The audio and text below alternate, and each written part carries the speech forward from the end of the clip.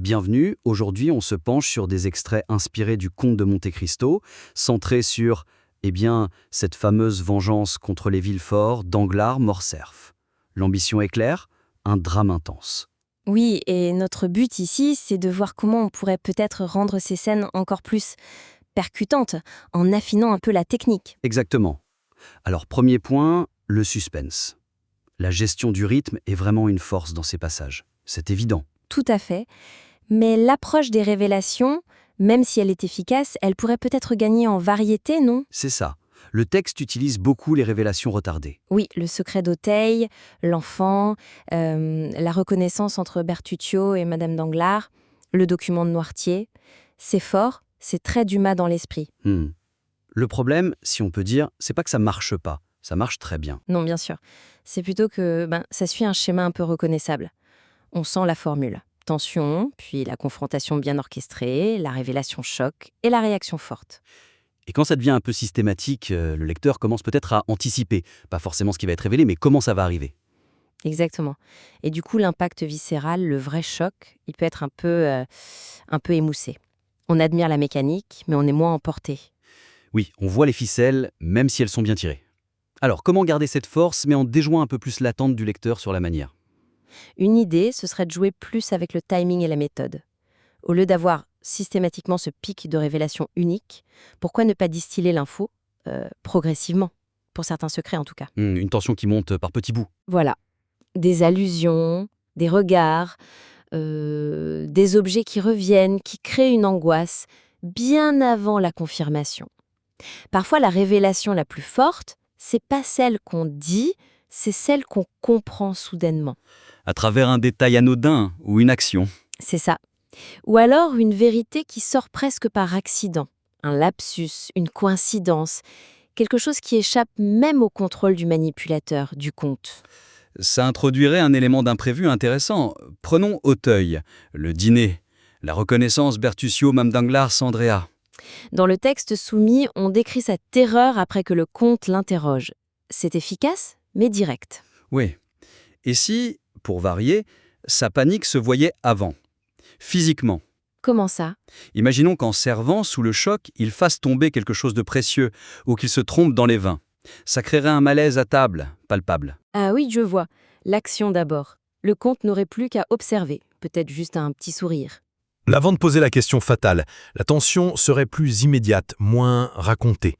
On pourrait même avoir un bref instant son point de vue, à lui, sentir sa panique. C'est intéressant, oui. Ça déplace le focus du dialogue explicatif vers l'action qui parle d'elle-même. Et pour le document de Noirtier, là, l'effet est concentré à la fin de la lecture par Franz. Classique coup de théâtre. Oui. On pourrait peut-être fragmenter cet impact. C'est-à-dire, Pendant que Franz lit, au lieu d'une narration qui décrit juste la lecture, on pourrait insérer des micro-réactions, des flashs très courts. genre, il lit longue date, il fronce les sourcils. Un nom, il pâlit légèrement, mais seul le lecteur le voit. Exactement, un détail sur le lieu qui déclenche un souvenir. Le lecteur assemblerait les pièces en même temps que Franz. On partagerait sa montée d'horreur. Ce serait plus immersif, moins passif pour le lecteur. Ça deviendrait un processus vécu. Et ça permettrait d'explorer un peu plus la psyché de Franz à ce moment crucial. On pourrait même imaginer une interruption. Quelqu'un qui entre, il cache le papier, reprend plus tard, encore plus fébrile. D'accord, ça complexifie un peu la structure classique de la révélation. Bon, passons au dialogue et à la caractérisation des conflits intérieurs. Oui, le dialogue fait avancer l'intrigue, ça c'est clair. Il montre bien les réactions immédiates, le choc, la peur. Mais parfois, la profondeur du tourment intérieur, elle semble plus affirmée que vraiment incarnée. Vous ne trouvez pas? C'est un équilibre difficile. Les dialogues sont souvent vifs, les personnages expriment leur stupeur, leur colère. On voit bien la panique de Villefort ou de Madame Danglars face au pic du comte. Oui, l'émotion est là, elle est signalée, mais souvent de manière très directe. La narration nous dit « il est pâle, elle tremble ». Ou alors ils le disent eux-mêmes « je suis perdu, impossible ». Ce qui peut être efficace, mais si c'est la seule méthode, ça peut frôler le mélo ou tomber dans le dire plutôt que le montrer, surtout pour des états plus complexes que juste la peur. C'est ça, la terreur de Bertuccio aussi, elle est décrite très explicitement. Pour des personnages calculateurs comme Villefort ou Danglars, leur conflit, c'est pas juste la peur, c'est aussi la lutte pour garder la face, la rage, le calcul rapide des conséquences. Et ces nuances-là, elles mériteraient peut-être d'être plus dans le non-dit, dans le sous-texte. Mais comment faire passer ça sans alourdir avec trop de psychologie, au risque de ralentir le rythme? Le sous-texte dans le dialogue, c'est une piste majeure, non? Des phrases banales en apparence, mais chargées de sens pour ceux qui savent. Et pour le lecteur. Oui, ou des silences qui pèsent, des regards, des gestes contradictoires, serrer les poings en souriant, ce genre de choses. Ça peut en dire plus long qu'une description de pâleur. On pourrait aussi utiliser de très courts fragments de monologue intérieur. Pas pour expliquer l'émotion, mais pour flasher une pensée rapide, un calcul, un désir contradictoire, pile au moment où le personnage agit.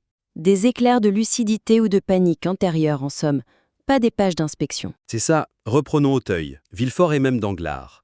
On note leur malaise, leur pâleur. Pour aller plus loin, leurs échanges, même brefs, pendant les moments tendus, ils pourraient se tester, se menacer sous le vernis mondain.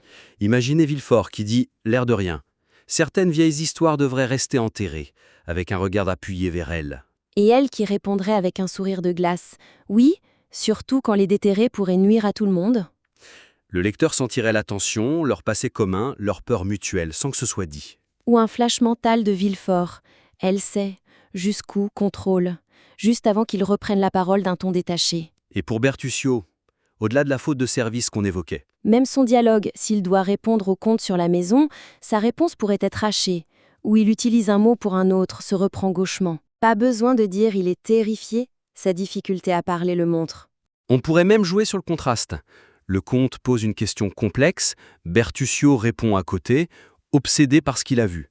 Ça révèle son trouble indirectement. L'idée, c'est de varier les façons de montrer l'intériorité, en privilégiant ce qui est intégré à l'action ou au dialogue. Tout à fait. Abordons le dernier point. L'orchestration quasi parfaite des plans du protagoniste inspiré du conte. C'est fascinant, bien sûr. Mais sa réussite infaillible, presque surnaturelle, ça peut parfois tester un peu la crédibilité, non? Exactement. La façon dont il manipule tout, anticipe tout, fait surgir l'épreuve, pile au bon moment, c'est le moteur de l'intrigue ici. C'est ce qui fait qu'on admire son intelligence. Oui, mais quand tout se passe exactement comme prévu, sans le moindre grain de sable, sans l'obliger à dévier ne serait-ce qu'un tout petit peu, ça peut paradoxalement réduire l'attention. Si le personnage est omniscient et omnipotent, où est le vrai défi?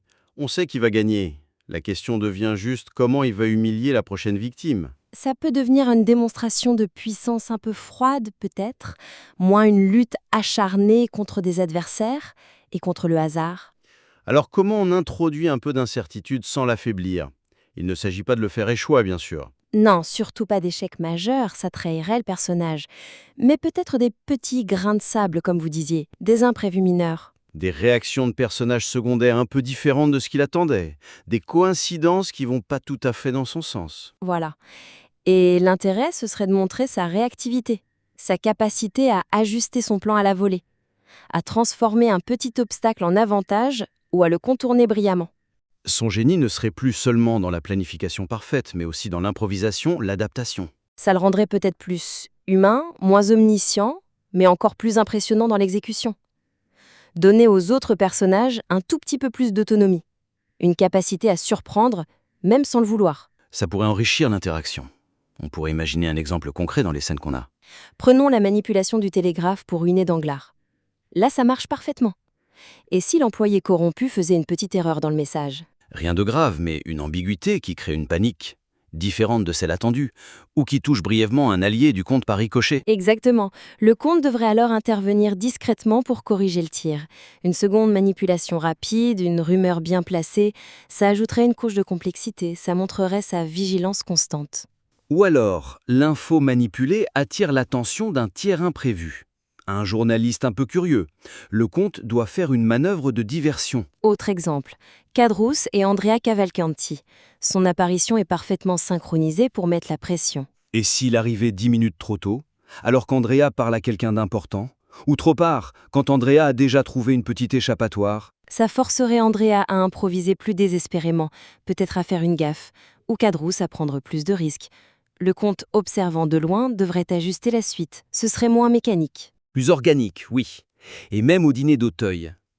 Au-delà de Villefort et Madame Danglars, un autre invité, un intellectuel pointilleux ou un bavard naïf, Qui pose une question innocente mais hyper gênante. qui n'était pas prévu dans le script du conte. sur la chronologie, un détail architectural qui colle pas. Le conte devrait parer ça, détourner la conversation avec encore plus de finesse. Voire utiliser la question à son avantage d'une manière imprévue. Ces petits moments d'adaptation forcée rendraient son contrôle encore plus impressionnant. Parce qu'il ne serait pas absolu, mais dynamique, réactif.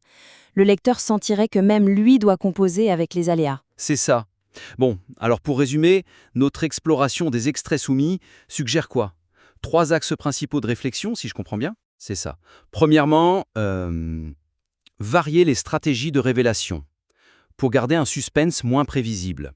Jouer sur le timing, la méthode, intégrer des indices progressifs. D'accord. Deuxièmement, approfondir les conflits internes des personnages. Utiliser plus le sous-texte dans les dialogues, les actions qui parlent, et ces brefs aperçus de leur état mental. Aller au-delà des descriptions directes. Exactement. Et troisièmement, tout en gardant la fascination pour l'intelligence du personnage central, envisager d'introduire de légers imprévus, des petits obstacles. Pour montrer son génie dans l'adaptation, pas seulement la planification, renforcer le réalisme et l'attention. Voilà. Ce sont, disons, des pistes pour affiner un travail qui montre déjà une belle maîtrise des mécanismes narratifs. Tout à fait. On encourage donc vivement l'auditeur à considérer ces points, peut-être à tester 1 ou 2 suggestions sur une scène. Et à nous renvoyer le résultat s'il souhaite poursuivre la discussion. Merci de nous avoir écoutés.